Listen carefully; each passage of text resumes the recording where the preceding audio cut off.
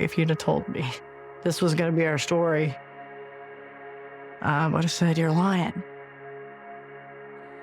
But it could happen to anybody. I mean, that's the thing. I think, hopefully you look at our family and realize, it happens to real people, good people.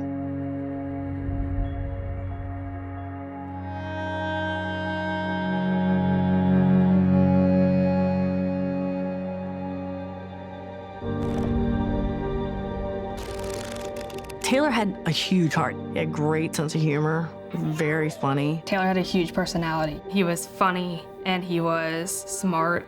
He could pretty much do anything he put his mind to and put the right level of energy and focus to. And as good as he was at tennis, I had aspirations for him to play in high school and even beyond high school if that was something he wanted to do. But unfortunately, his freshman year in high school, he was injured, and that all took a terrible turn for the worse.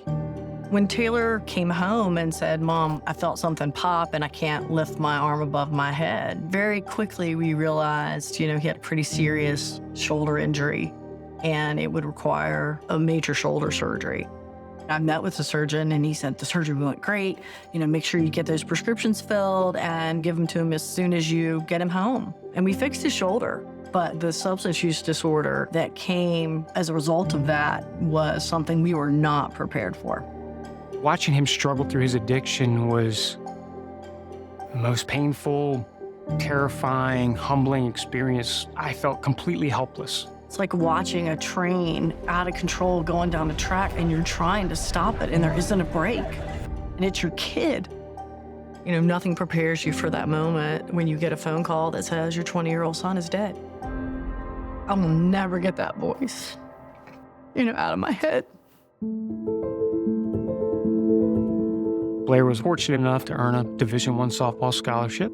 Her second day of practice, she injured her shoulder. Blair's shoulder injury was the exact same injury that Taylor had. I was definitely a little uneasy, but I was also confident in the fact that I was not going to manage my pain the way he did.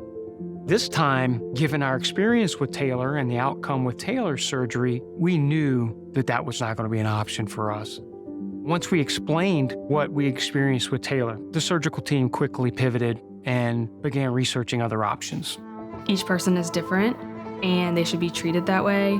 You and your doctor need to sit down and make a really educated, informed decision about what is best for you or your child. I don't want people to learn the way that we learn. I really don't. The price is far too high, and I don't want anybody else to pay it.